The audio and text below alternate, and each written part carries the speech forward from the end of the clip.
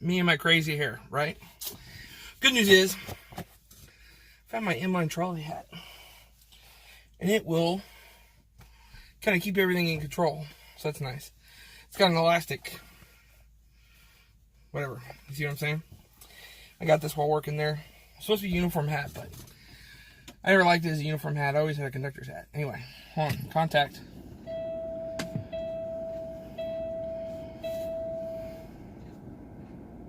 There's all the clicking. Boom. Fired right up. Look at that. Did my pre-trip. Did my everything else that I can think of. Checked my fluids, a little on coolant, but still leaking a little bit off the backside of the engine. Not a whole lot, but a little bit. Weeping, probably. Anyway, wanted to go ahead and give you guys another tip. Trucking tip from me to you. Good example. I was talking to a friend this week, and he was telling me about a guy he ran across. Not a friend of his. I'm not going to say what company it was for. I'm not going to say what company my friend works for. I'm not going to say who my friend is. Try to keep that stuff secret. There you go. Like that nice curve to it. Anyway, the beeping you're hearing is my little error warning light. Anyway, but he was talking to a guy online, and this guy was complaining. He was in Florida. And when you're an owner-operator like me, and this guy was an owner-operator for a big company, he said he kept getting handed loads that he was going to be late on. So he kept turning down those loads. Well, the thing is, you don't want to turn down loads. Never want to turn down a load. A load can be rescheduled. That's no big deal, okay? What you want to do is you want to do your trip plan. And that's a good example of like today, for instance, and last week as well, okay? Last week I was given a load that was going to Denver on Monday and Salt Lake City on Tuesday. Well, I get the load, leaving like Saturday. So Denver's an easy like day's drive, really, in all honesty. It's right at a day's drive for a truck driver.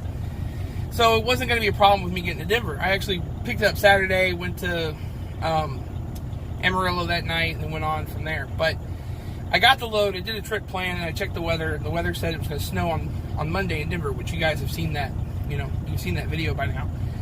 And I went ahead and accepted the load. Now, I knew it was going to snow, and I don't really like driving on snow and ice. I don't want to do it. I'm from Texas. We don't drive on ice, and I don't drive on ice when I drive my truck. I don't put chains on. I'm fat. I'm lazy. I like it. Not going to get out and put chains on. Not unless I absolutely have to, and I have never had to because I trip plan. Okay?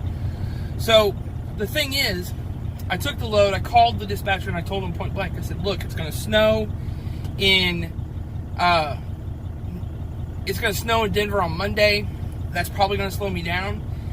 We'll see whether or not I'll be able to make the drop on Tuesday. Get up, snowing like crazy. Was able to make the drop in Denver Monday morning.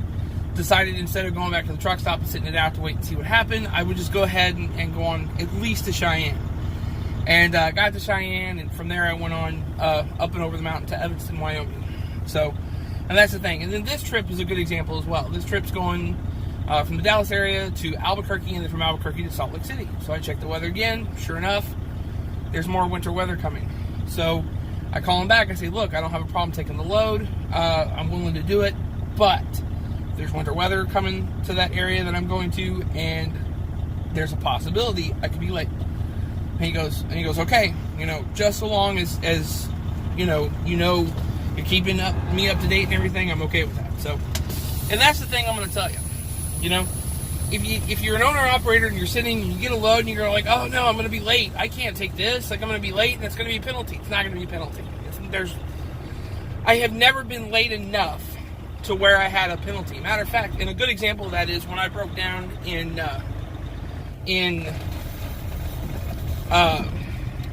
El Paso a couple of weeks ago.